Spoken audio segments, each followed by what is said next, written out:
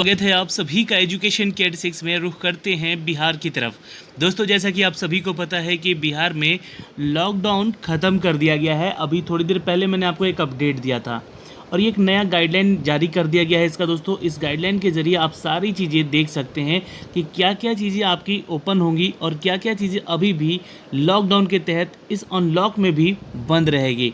तो सबसे पहले तो बात करेंगे दोस्तों इस नोटिफिकेशन के बारे में, और ये नोटिफिकेशन आपको मिल सकेगा दोस्तों हमारे टेलीग्राम पे। तो टेलीग्राम पे जाएंगे आप, वहाँ से इसको डाउनलोड भी कर लीजिएगा और पढ़ लीजिएगा अच्छे से क्या क्या चीज़ें खुली है और बंद रहेंगी। ऐसे ही पल पल की अपडेट पाने के लिए प्लीज़ आप हमारा चैनल सब्सक्राइब कर सकते हैं और साथ ही साथ बेल आइकन को ज़रूर दबा लीजिएगा ताकि हर वीडियो का नोटिफिकेशन आप तक सबसे पहले हमारे चैनल के माध्यम से आपको जा सके। लगातार पल पल की अपडेट हम आप तक पहुंचा रहे हैं। अभी थोड़ी देर पहले बिहार में जो लॉकडाउन की स्थिति को ख़त्म किया गया है, अनलॉक करने की बातें की गई हैं और साथ ही बताया गया कि रात्रि कर्फ्यू यहाँ पर जारी रहेगी। तो इसके बारे में सारा डिटेल जो कि ऑफिशियल अपडेट के जरिए यहाँ पर दिया गया, जी हाँ, नीतीश कुमार जी के ऑफिशियल ट्विटर हैंडल से। तो आप वहाँ पे भी जाके चेक कर सकते हैं सारी चीज़ें। दोस्तों, बिहार के गृह विभाग की तरफ से, विशेष शाखा की तरफ से ये नोटिफिकेशन जारी किया गया है और यहाँ पे आप डेट मेंशन देख सकते हैं जो दोस्तों 8 जून का ये डेट किया गया है। कोरोना वायरस को लेकर जनहित महामारी दूसरी लहर में देश के अनेक राज्यों के सहित बिहार में कोरोना पॉजिटिव मामलों की संख्या में जो वृद्धि देखी जा रही थी, वृद्धि पाई जाने पर राज्य सरकार के द्वारा अप्रैल महीने से ही इस पर यह नियंत्रित करने के लिए लॉकडाउन की प्रक्रिया शुरू कर दी गई थी। 5 मई से लेकर 8 जून तक 4 चरणों में इनकी जो लॉकडाउन की स्थिति थी उस कार्यालयों को बंद किया गया, सरकारी राज्य कार्यालयों को बंद किया गया, सभी प्रकार के वाहनों को और व्यक्ति आवागमन को भी यहाँ पर बंद किया गया। साथ में स्थल और समारोह के लिए भी प्रतिबंध लगाए गए। उसमें साथ ही साथ यहाँ पे दोस्तों ये भी बताया गया कि इसके प्रतिबंध के फलस्वरूप यहाँ पे कोरोना संक्रमण को देखते हुए बहुत सारे इस पर प्रभाव पड़े। जी हाँ, और ये प्रभाव सकारात्मक रहा। जी हाँ, दर काफ़ी गिरी नीचे पॉजिटिव होने की। बहुत लोग पॉजिटिव नहीं हुए, घरों में रहें, सुरक्षित रहें। वर्तमान में अभी राज्य में कोरोना की सक्रिय मामले जो देखे गए तो 10,000 से भी नीचे आ चुके हैं। तो ये एक अच्छी खबर है। तो इसको देखते हुए यहाँ पर राज्य सरकार के द्वारा लगाए गए इन पूर्ण प्रतिबंधों के पश्चात यद्यपि कि कोरोना का संक्रमण नियंत्रित करने में सफलता मिली है, तो वर्तमान स्थिति को देखते हुए प्रतिबंध को पूरी तरह से हटाया जाना घातक हो सकता था। लेकिन दोस्तों इसको पूर्ण तरह से यहाँ पर नहीं हटाया गया है और अभी जो है यहाँ पर व्यक्तियों को, वाहनों को, आवागमन को और कार्यालयों में, दुकानों को, प्रतिष्ठानों को खोलने की अनुमति दी गई है। सामाजिक और अन्य कार्यक्रमों और समागम के संबंध में लगाए गए प्रतिबंधों के चरणबद्ध रूप से इसको शिथिल करने की आवश्यकता है। जहाँ पर दोस्तों राज्य सरकार ने अपने क्राइसिस मैनेजमेंट के साथ बैठकर एक जो बैठक की है उसमें बताया गया कि उपयुक्त तथ्यों को ध्यान में रखते हुए 8 जून को आपदा प्रबंधन समूह यानी कि क्राइसिस मैनेजमेंट जो है यहाँ पे एक बैठक में कोरोना संक्रमण को स्थिति को नियंत्रित रखने के हेतु यहाँ पे कार्यालयों, दुकानदारों और प्रतिष्ठानों, सामाजिक और अन्य कार्यक्रमों को, समागम को यहाँ पे दिनांक 9 जून से, यहाँ ध्यान दीजिएगा, 9 जून से लेकर 15 जून तक ये अनलॉक 1 की प्रक्रिया शुरू करने जा रही है। दोस्तों यहाँ पे प्रतिबंध लागू करने का निर्णय लिया गया है। अब देखिए इसमें क्या क्या चीज़ें खुलेंगी, क्या क्या चीज़ें बंद रहेगी इस अनलॉक में। तो ये दोस्तों आपको बताना चाहेंगे कि सभी सरकारी कार्यालय और गैर सरकारी कार्यालय में 50% की अब आवागमन शुरू की जाएगी। यानी कि अभी तक 25% था, सभी कोई को यहाँ पे कार्यालय में उपस्थित होना था, लेकिन 25%, लेकिन साथ ही अब 4 बजे तक ये खुले रहेंगे सरकारी कार्यालय भी और 50% उपस्थिति आपको दर्ज करनी होगी जो भी कार्यालय है, चाहे वो सरकारी हो चाहे गैर सरकारी हो। जी हाँ, सरकारी कार्यालयों में आगंतुक का प्रवेश वर्जित रहेगा। जी हाँ दोस्तों, आपको बता दें कि अपवाद में अगर देखा जाए तो आवश्यक सेवाएं, जिला प्रशासन, पुलिस, सिविल डिफेंस, विद्युत आपूर्ति और जल आपूर्ति, स्वच्छता, फायर ब्रिगेड, स्वास्थ्य और पशु स्वास्थ्य, आपदा प्रबंधन, दूरसंचार, डाक विभाग और संबंधित कार्यालय, कोषागार, इनमें से संबंधित वित्त विभाग के लिए कार्यालय, खाद्यान्न के अधिप्राप्ति के संबंधित कार्यालय, पर्यावरण एवं वन्य जल जीवन जो है परिवर्तन विभाग को लेकर ये सारी चीज़ें जो हैं इनके लिए सारा जो अपडेट है ये ओपन रहेगा। ये अपवाद में है, इसलिए इनके लिए जो डिपार्टमेंट है इनके, उन डिपार्टमेंट्स को यहाँ पे ओपन रखा जाएगा। ये बातें यहाँ पे कही गई हैं। दोस्तों, आप सभी को बताना चाहेंगे कि न्यायिक प्रशासन के संबंध में माननीय उच्च न्यायालय के द्वारा लिया गया यह निर्णय प्रभावी होगा और आप सभी भी इसका पालन ज़रूर करेंगे। दोस्तों यहाँ पे आपको बताना चाहेंगे कि सभी दुकानें एवं प्रतिष्ठान एक दिन बीच करके, जी हाँ ध्यान से सुन लीजिएगा, ये सभी दुकानें और प्रतिष्ठान एक दिन बीच करके सुबह 6 बजे से लेकर शाम के 5 बजे तक खुल सकेंगे। जिला पदाधिकारी के इस संबंध में क्या निर्देश है ये ध्यान से सुन लीजिएगा। और ख़ासकर 7 बजे के बाद यहाँ पर लेकर सुबह के 5 बजे तक ये नाइट कर्फ्यू भी यहाँ पे अभी तक लगा रहेगा। दोस्तों अपवाद में जो चीज़ें यहाँ पे ओपन रहेगी वो आप चेक कर सकते हैं, जैसे कि बैंकिंग, बीमा, एटीएम संचालन से संबंधित प्रतिष्ठान, गैर सरकारी वित्तीय कंपनियाँ और औद्योगिक और विनिर्माण की कंपनियाँ, सभी प्रकार के निर्माण कार्य जो कि कंस्ट्रक्शन से जुड़े हुए हैं, ई कॉमर्स से जुड़े हुई गतिविधियाँ, जैसे कि ऑनलाइन चीज़ें आप खरीदते हैं या फिर आप ऑनलाइन चीज़ परचेज करते हैं तो यहाँ पे आपके घरों तक जरूर पहुँचाया जाएगा। कृषि की बात करें दोस्तों यहाँ पे तो इससे जुड़े हुए कार्य भी चालू रहेंगे।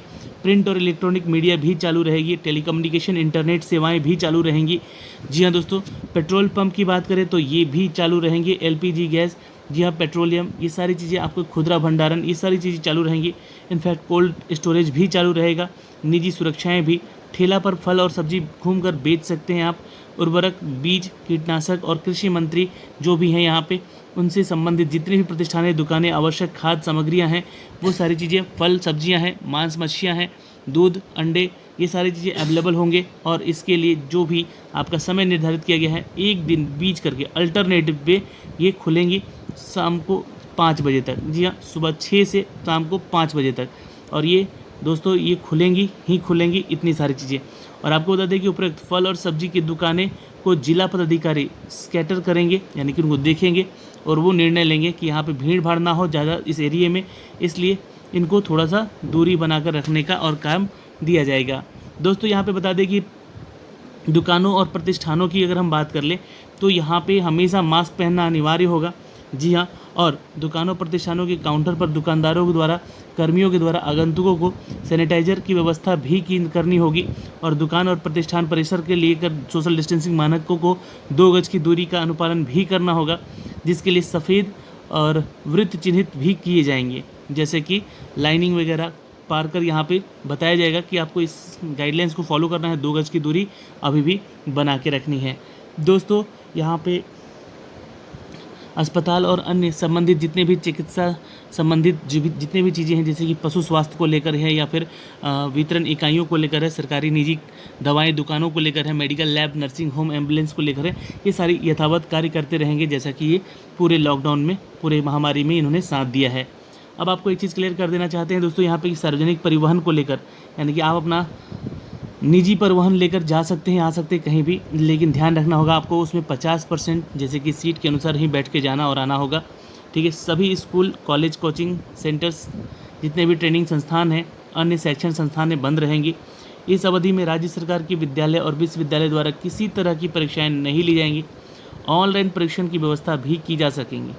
तो ये सारी चीज़ें यहाँ पे हैं, पर ये जो बातें यहाँ पे लिख दी गई है, जी हाँ, सभी स्कूल, कॉलेज, ध्यान से देख लीजिएगा, सभी स्कूल, कॉलेज, कोचिंग संस्थान, ट्रेनिंग और अन्य शैक्षणिक संस्था बंद रहेंगे। तो सरकार को इस पे ध्यान देने की ज़रूरत थी ज़रूर, जी हाँ, क्योंकि ये शैक्षणिक संस्थानें जो हैं ये ओपन होनी थी, जैसे कि हर के साथ यहाँ पे गाइडलाइंस दिए जा रहे हैं, उसी गाइडलाइंस के तहत इनको भी अल्टरनेट करके क्लासेस देनी थी।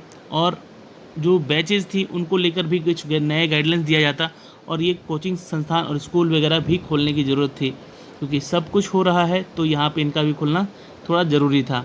लेकिन फ़िलहाल इसको बंद रखने की इजाज़त दी गई है और सरकार ने बोला है कि ऑनलाइन शिक्षण संस्था की व्यवस्थाएं की जा सकेंगी, तो वो आप कर सकते हैं, वो ऑनलाइन चालू रह सकते हैं।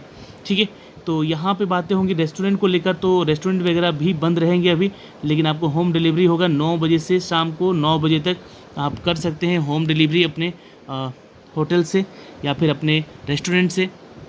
दोस्तों राष्ट्रीय राजमार्गों की जो ढाबे हैं वो टेक होम के आधार पर कार्यरत रह सकते हैं और आवासीय होटल में अतिथि के लिए इन रूम डाइनिंग की अनुमतियाँ दी जाएंगी।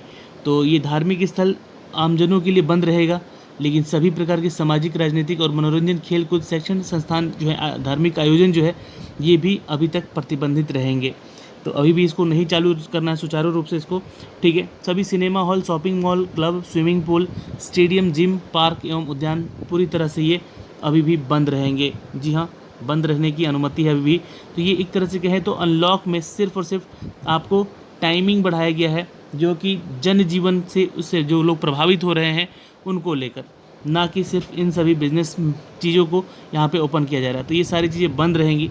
सार्वजनिक स्थलों पर किसी भी प्रकार का आयोजन सरकारी निजी पर रोक रहेगी। विवाह समारोह में 20 व्यक्तियों की अनुमति के साथ साथ आयोजित किए जा सकेंगे। और दोस्तों डीजे बारात जुलूस ये नहीं निकालना होगा, वर्जित है ये। और 20 व्यक्तियों से अधिक जो कि आपके मृत्यु कार्यक्रम में भी नहीं जाना होगा, तो उससे ज़्यादा नहीं लोग जा सकते हैं। शाम को 7 बजे से लेकर 5 बजे तक नाइट कर्फ्यू लगा रहेगा। और उपयुक्त जितने भी अवधि हैं इनमें दिए गए गतिविधियों को आपको पालन करना पड़ेगा। निजी वाहन आप कहीं भी लेकर जा सकते हैं, अब ई पास की ज़रूरत नहीं होगी। ठीक है। और यहाँ पे दोस्तों अनुमान्य कार्यों के संबंधित कार्यालयों के सरकारी वाहन और प्रबंधन संलग्न वाहन रहेंगे। सभी प्रकार के मालवाहक वाहन होंगे। वैसे निजी वाहन जो कि हवाई जहाज़ ट्रेन यात्रियों के लिए जाते हैं, उनको यहाँ पे उनके पास टिकट होना चाहिए, तो ही उनको जाने की अनुमति दी जाएगी। कर्तव्य पर जाने की सरकारी सेवकों और अन्य आवश्यक अनुमान्य सेवाओं के लिए निजी वाहन की ज़रूरत पड़ेगी, तो वो आप लेकर जा सकते हैं। अंतर्राज्यीय मार्गों के लिए भी जाने के लिए आपको आवाजाही के लिए ये सारी चीज़ें ओपन कर दी जाएंगी। तो ये सारी चीज़ें हैं दोस्तों इसके नोटिफिकेशन में। यहाँ पे सारा चीज़ ख़त्म होता है। मैंने आपको बताया कि क्या क्या चीज़ें ओपन होंगी और क्या क्या चीज़ें बंद रहेंगी। फ़िलहाल सबसे इम्पोर्टेंट था यहाँ पर स्कूल और कॉलेजेस का खुलना, जो कि एक गाइडलाइंस के ज़रिए खोला जा सकता था, फिर भी यहाँ पे सरकार ने उसके ऊपर फोकस नहीं किया है और ये सारी चीज़ें अभी बंद रहेंगी। तो ये नया गाइडलाइन है दोस्तों, आज के 8 जून से अपडेट किया गया, जो कि मैंने आपको साझा किया है। आप इसको अगर पढ़ना चाहते हैं तो एक बार ज़रूर पढ़ लीजिएगा। मैंने इसको टेलीग्राम पे शेयर भी कर दिया है। तो धन्यवाद दोस्तों, मिलते हैं आपसे अगली वीडियो में। तब तक के लिए बाय बाय, टेक केयर, ध्यान रखिएगा अपना और अपने परिवार का।